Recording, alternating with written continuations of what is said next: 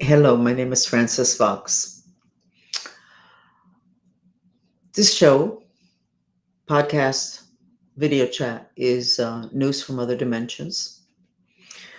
So, where do we start? Should we start with gossip or should we start with news? Why don't we start with gossip? Metaphysical, astrological gossip.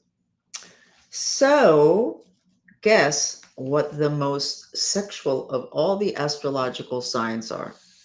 Take a guess. Scorpio. Hmm. So, who has had an incredible impact on our politics? Who's a Scorpio and has had to deal with sexual issues? Hillary Clinton is a Scorpio. So, what is Scorpio about? Sexuality, karma. Scorpios, and I'm realizing something now that I'm trying to show you something. I'm realizing something. Scorpios can have really, really, really poor behavior. I mean, they can do stuff that is shocking. But at a deepest level, Scorpios are all about helping people to deal with their karma. What is karma? Karma is you draw to you what it is that you need. It's not that you're paying for something you did. That's not karma. Karma is you're master of your destiny. There's something that you still need in order to be able to accomplish what you decided you wanted to accomplish. And the karma will bring it to you many times in a slap in the face, an accident, somebody leaving you, somebody passing. So people that are Scorpios are here to help everybody else face stuff that they haven't faced, figure something out that they haven't figured out. It's not learn a lesson. It is not learn a lesson.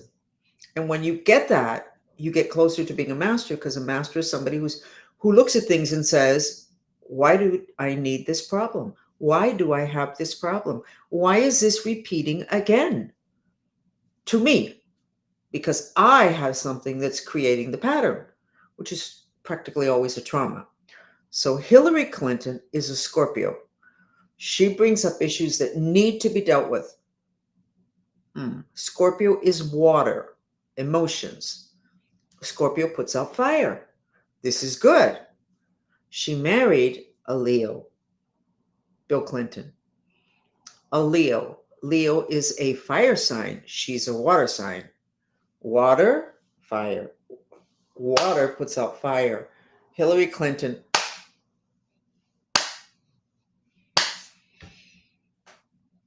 What issues come up? Well, for Scorpio, they can be sexual, they can be other things. Scorpio is very much about other people, even though people don't know that. You'll notice if you say, no, he's a Scorpio, they'll go, oh my God. Why? Because Scorpios will do the most incredible things to bring stuff up, to trigger stuff. They don't want to smooth troubled waters. They want there to be trouble and big trouble. And if nobody else initiates it, they'll initiate it. I'm not sure that I ever saw that in Hillary. So Bill Clinton is a Leo. Leo is fire. And Leo is very much about having a big heart, which I believe Bill Clinton has. It's also a lot about self-esteem and looking good to the public, to your family, to everybody outside of you. It's doing things right so that people look at you and go, they do things right. That's Leo. So you got a Leo trying to do things right, trying to do that, and you got a Scorpio putting out that fire, the whole sexual thing. Now, wouldn't it have been interesting if years ago, when this came out, the whole sexual thing with Clinton and Hillary, remembering that sexual president that we had, Kennedy, that nobody really addressed the issue of sex either, they bring it up and it still doesn't get addressed. We still don't know why that's such a problem. We need to get into that because it's literally taking down the country because now they're saying that the kids that are coming in over the border are being used for sex trafficking. So it really doesn't matter what corner you turn in this country, the United States, you're confronted with sexual issues and huge sexual issues. On a personal level, you go with the trans issue where they have a discrepancy between their bodies and what it is that they think they are, the pornography, etc. And then at a higher level, you have the trafficking. You have the Epstein issue. So it doesn't matter where you turn, we're going to have to deal with sex. And I know they're not saying it, but I can tell you the whole issue with population collapse has to do with not having enough children. How is it that you start the process of having children? They're not saying marriages are down. They're not saying people are not relating anymore. Children, the act of sex. We hit the sex issue again. When are we going to deal with it? I don't know. Because nobody has been able to step back and look and say, wait a second, this all is zeroing in on the same thing. Do you want to know what the definition of the word sex is? In the dictionary, I didn't invent it. The definition of the word sex is to cut, to divide. Prior to this wave of transgenders, etc., and gays and bisexuals, supposedly according to the Bible, man was born or came into the planet, or however it says it in the Bible, and then he was kind of lonely, and then God made another person that was woman. I forgot what rib was it that he took that from, because that would be significant also. Everything can be diagnosed. It gets to be a lot of fun. So anyway, so they cut man, created woman, sex, cut, divide. We're supposed to be in the process of erasing that line. That gets very interesting. That's where we're at today, having to do with couples, not having to do with having babies, but having to do with coupling off. Enough of that. So if you know about people's astrological, which is not everything about them, it's one of the major influences. Okay, another major influence, but I don't think quite as big, is where you were born, literally, the land you were born on, the kind of energy that that land has. And I don't mean a farm versus a city. I mean like a country, like being born in Australia. Doesn't matter if it's a city or a town, whatever. These are important things that give you interesting information that also will give you insight as to what's going on and what's happening with those people or with the country. The United States is a country that is astrologically Cancer. We're all about home. And then we had the financial crisis years ago, why a significant percentage of people lost their homes. And today the kids cannot buy homes. So then something that this country is a baseline of a country that is astrologically Cancer is not getting fulfilled. Another reason why we're breaking apart. Interesting information that you don't really have unless you get out of the paradigm of what's important is what you're seeing. It's physical, and it's scientists and professionals that tell you and give you permission to believe, not to believe. We'll pull you out of that comfort zone, but it's going to be a lot more interesting. You don't have to get university degrees. You don't have to be an expert. Actually, if your third eye is nicely developed, you don't have to read anything because your third eye will read it for you. You don't have to read a document. You don't need to get a degree. That's why people like me can be consultants on any arena. I'm dying to read the Neuralink work, by the way. I'm dying to read it. I read a stem cell session and I was shocked and thrilled. So I do business consulting. I do consulting for mining because it doesn't matter. It's an ability to acquire information in the other dimensions, which when you go to the university, you cannot do that. You have to buy into what the previous people established, which means that the academics in that field, and I actually have a person that I love very much who loves alternative, but she has 2 degrees. She has 2 PhDs. And neither one of them will allow her to go out of her comfort zone.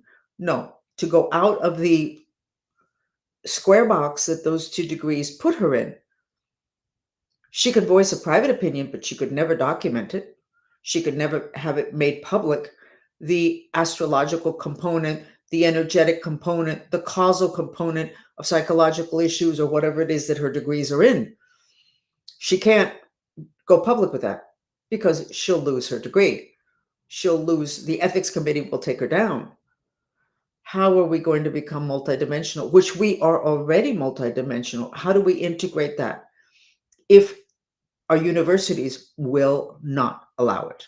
Next, in terms of news, the Neuralink team gave a chat, a speech, I have no idea, an update. That's the way you would say it. So what do I have to add to that? Some of you will know the story already. I didn't like Neuralink. Oh my God, connecting a human being to a machine. I'm a Cancer. I want touchy-feely, come on. And then, and a lot of you already know this, the Mantrista movement, my group, we went to visit a spaceship that was stationed above the pyramids earlier in the year when there was a lot of activity. And I said to my followers, let's go in and talk to, now, most of the followers are not able to do that, but they go along anyway. And in that wave, they're picking up their abilities, etc. And of course, it's telepathy, which is the original language of the planet. Language is a throwback. So we go in and I'm talking very briefly to an ET. And I asked him about the thing with the spaceships. And he said, the spaceship is an extension of my mind. He said, the spaceship is an extension of me. He said, it's like Neuralink.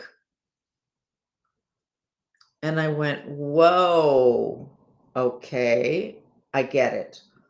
I'm no longer iffy about Neuralink. It's a man-machine connection. So the people that can run circles around us have been doing that forever. So maybe we shouldn't be questioning it. Definitely, it would be really important that the person that's doing anything that sounds like Neuralink needs to be ethical. And we kind of already know that science sells themselves so cheap. So that's really the problem. The problem is not connecting man and machine. The problem is human ethics. So the program that I was in, the secret program that hasn't been declassified, the problem was not the intention of what they wanted, which is to find human potential, develop its superpowers. The problems with the ethics, the way they chose to go around getting that done. Same thing with anything having to do with connecting man to machine. It's the ethics that are the issue. It's obviously part of forward motion and nobody's going to stop it. But I think we need to really, really pay a lot of attention to ethics and that there be a severe punishment for those that are not ethical. And for that, you have to have something, because maybe some people are not really so familiar with what should be ethical, and maybe there's gray areas. So maybe the government should hire Elon Musk, whom most of us, if not practically all of us, feel is very ethical, to set up some kind of standards. And then there needs to be there has to be a severe consequence for not behaving well. When you're in business, if you don't run your business well, there's a severe consequence. You go out of business. Why is there not that same direct consequence when it comes to the academics and when it comes to science? Why? I've been in business. There's no mercy. You either do well, you do it right, you do it for a long time, you sacrifice yourself, you do it correctly, you pay attention to the client, or you're gone. Why is there not that connection in academics and in science? Why? Doesn't seem to be that connection in government either. That's something we need to look at and take care of, but I'm not supposed to be getting into all of that. I'm just getting into news and gossip. So today's topic, and I'm trying to be organized Well, I got a necklace on. This is good. And my shirt is on correctly. Yesterday, my shirt was inside out. None of you told me that. Oh, you can't tell me that. Because if you send me a message on chat, YouTube takes them down. And I suspect most of you are seeing me on YouTube or on the podcast. But anyway, and if you're seeing the podcast, you wouldn't have seen that my shirt was inside out. Is that an aging process issue? Glasses issue? Not sure. It doesn't matter. Continuing on. Giving and receiving. Giving and receiving starts in the heart energy center, which is in between your breasts. That's simple. The energy that extends in a channel from your heart into your right arm and hands is the energy of giving. When it exits your fingers, it creates a semicircle. It circles back into your left hand, goes up your left arm, and goes inside your heart chakra. So it's a circle. And if you truncate it at any part, you stop the whole flow. If you give too much, like you're a martyr,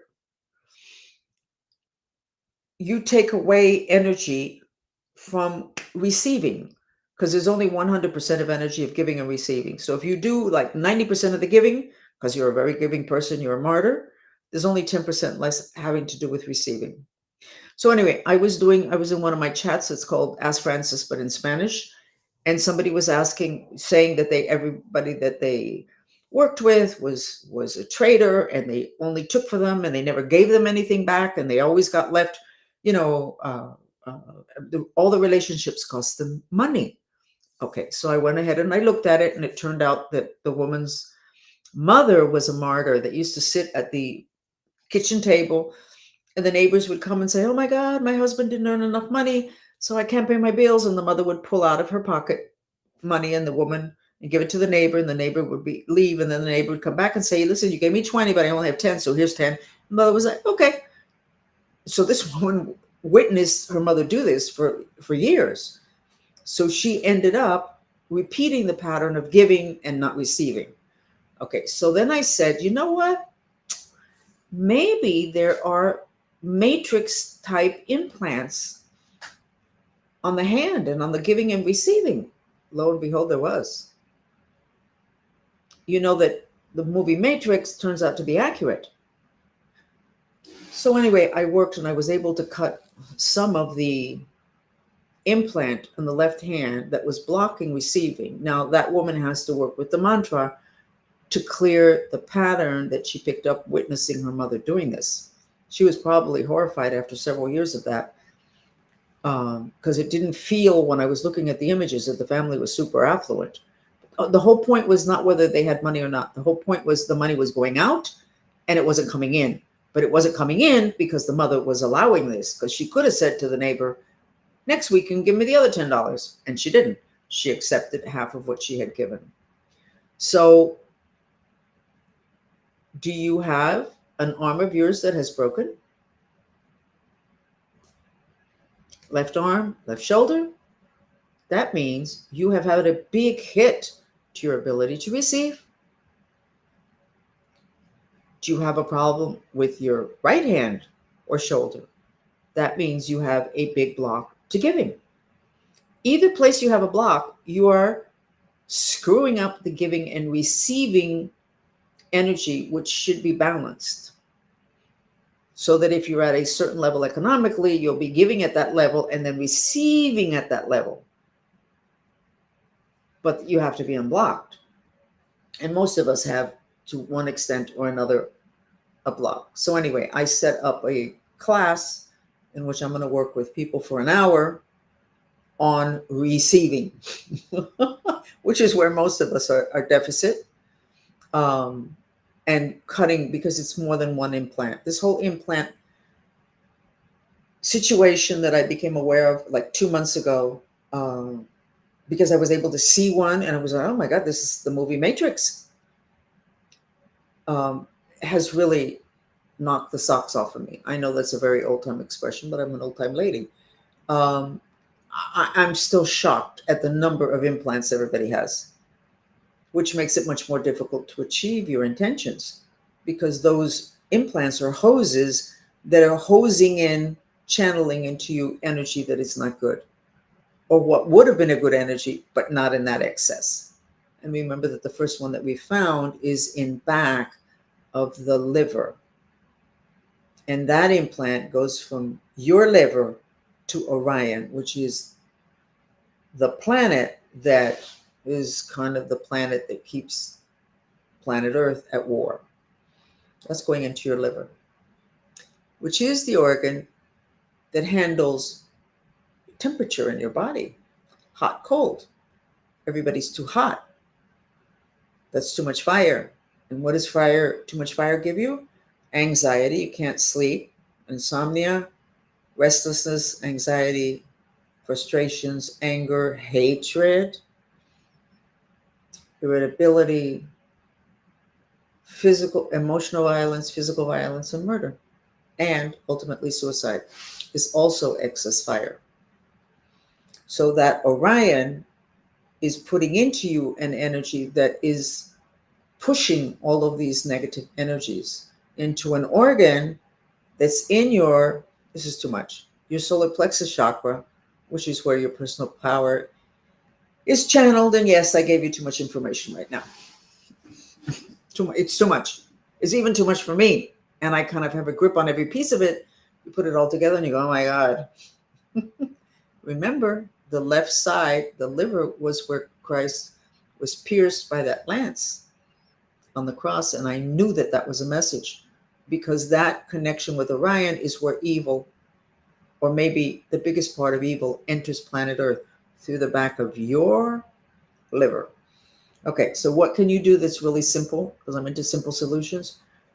Several times a day, just visualize a block of ice inside your liver in the back wall, and your liver is underneath your right breast. Okay, I think I've run a marathon with all this information that I'm giving you. So we're going to go ahead and do a mantra, and we're going to do the mantra. We're going to do the world peace mantra again, because of those F-16 jets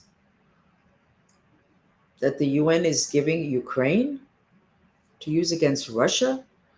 You don't have to be a rocket scientist to know this is not a good thing. Why are we doing that? If it takes more than one or two sentences to explain something, then honestly, somebody doesn't have a grip on something, or they're doing this whole, let's get everybody confused thing. Why are they doing that? Because it's pretty obvious what the reaction is going to be. So don't the people that are giving it know that? Are they pushing more? They're going to tell you they're not. Why are we not requiring that people be more clear in their communication? I want this. I don't want that. I like this. I think you did something bad to me. What did I do? This. And then the other person will go, no, but I didn't do that. Oh, I thought you did it. Okay, got cleared up. I think you did something bad to me. The other guy said, what? This. And they go, I did that because you asked me for that 2 months ago. I wasn't able to get it to you. Now I'm getting it to you now. Oh, I didn't remember. Communication. And especially communication having to do with emotions. I'm afraid. The UN saying, we're afraid of Russia now. Well, just say it. Say it. Is it a self-esteem issue? Or you think you're exposing a weakness by saying you're afraid? We already know that. So if people could just, why can't we hold those people to the same standards that would make for good communication within human relations at home? One of the problems, I don't know where this all started, but I know that I was behind the scenes for many years, and I heard conversations and whatever. The government really thinks we're dumb. And then they would prefer that we not wake up, because being dumb, they already made their decisions as to what to do with us. But they really think we're dumb. And I can say, and I'm going to say it, when I started my process of recuperating from the government stuff that hadn't ended, but I still had to start some process of healing, and I told many people my story, most of the people didn't believe me. Well, that's a problem. I was always known to be an incredibly truthful person, and everybody can read me like a book. I mean, it's my because I'm very emotional. Okay, so also nobody said, "Is there anything I can do to help?" There was only one person who was an ex-Scientologist who said, "You know what? I'm going to call so and so," and I was like, "You know what? Maybe you shouldn't do that." It was like this impotence in people. I'm going to talk about my situation in particular, but I think that too many people feel impotent. They don't feel like they have power. And then that means that other people are holding that power. And then if those other people think you're dumb, it's over, which basically it's over. By the way, you need to know the definition of the word power. The definition of the word power in the dictionary means to be able to do and to act. Does not include the word abuse. Hey, it doesn't say abuse in the definition. So you can be powerful and not be abusive. A lot of females don't like power because there's too much of association. Oh, he's a very powerful person. I mean, he obviously can't be that nice. Who said? Who said? Old paradigm.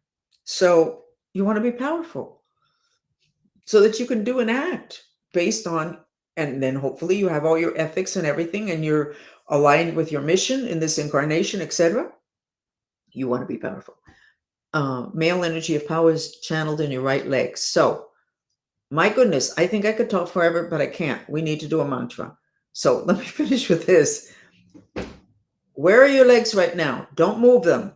Look down. Where are your legs? Are both feet on the ground?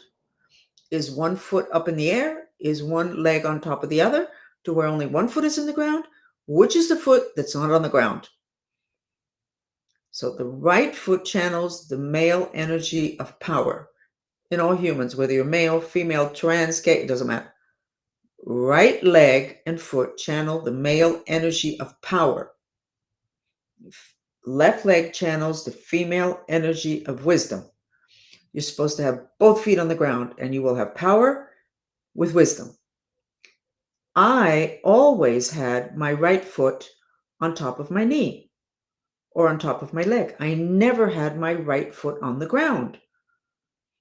And I consider myself a powerful person. But honestly, I wasn't allowed to exercise my power because this whole thing with the government and the mind control and the handlers and the control, all that stuff. It took me probably 2 years to be able to get my right foot to stay very naturally on the floor. Now, a lot of you, your left foot is the one that keeps getting up off the floor and putting it on a chair or on your right foot or on your right knee. Pay attention, not just now. And just what is it that you're missing? If you're missing power, then you need to make the effort of keeping that right leg hammered to the floor, and it will make a huge difference because that's where your energy comes in. I diagnosed a couple of people today on the chat, and they had problems with the bottom or with their right foot. They weren't channeling power and they were very frustrated. So they were getting a lot of rage congesting on their foot and leg. So, okay. So let's go ahead and do the mantra and give me a second to get it because I do not know how to walk and chew gum at the same time.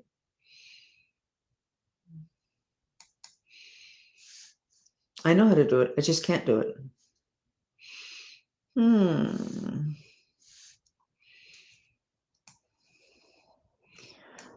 We're going to do the peace one, which is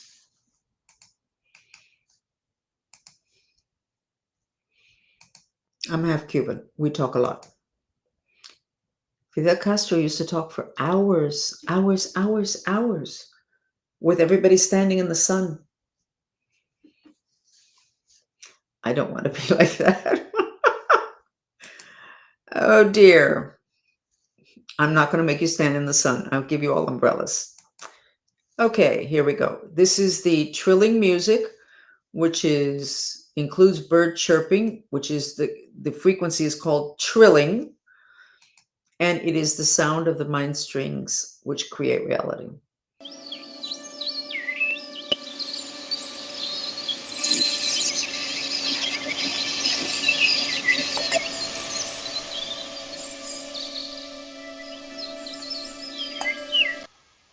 For those that are listening in the podcast, the words of the peace mantra are: please, God, help us with our intention to miraculously purify the fear and hate.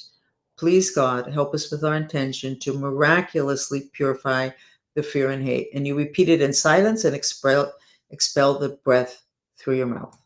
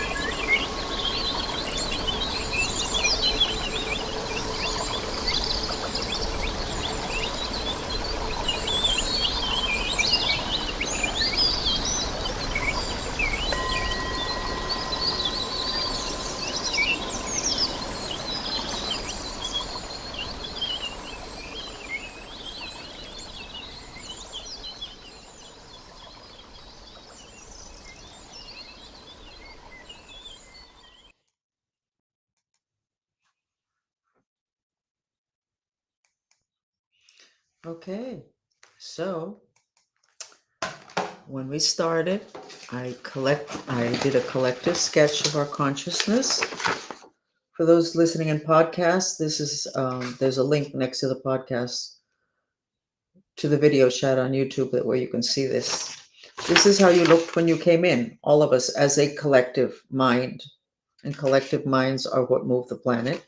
Depressed, not terribly depressed, but the Schumann resonance today was interesting. I really can't talk a lot about it because I don't have a grip on it. But you should look at the Schumann resonance every day or every several days, or when you see something interesting on X, when they show something interesting, you should go and find yourself somebody who can tell you what it really means, which the scientists will not, because they don't get into emotions. That's low class stuff. I'll get the academics out of the way. So this is what you look like towards the end of this mantra. You have triple protection, 3 pyramids in Nile green, which is the heart chakra, which is protection. Your third eye, you don't have 2 eyes, you have 1. Third eye, your mind streams are Nile green, they're supposed to be. So this mantra really works. So when you're feeling bad, regardless of the issue, that mantra, which is please God, and you would do, please God, help me with my intention to miraculously purify the fear and hate, because everything is one of those 2 things, either the fear or the hate. And you'll feel better, at which time you can create better. So when you're relating to somebody, the creation of the dynamics of that conversation is going to be better on your part. And because of resonance, etc., you might be able to drag that person to that same much better place. The mantra works. You don't just need to do it here with us. So then I'm going to leave you. I'm going to put our calendar of events this week on screen. They are all in Spanish, but I'm getting very close to running the events also in English. Close to it. I'm not ready yet.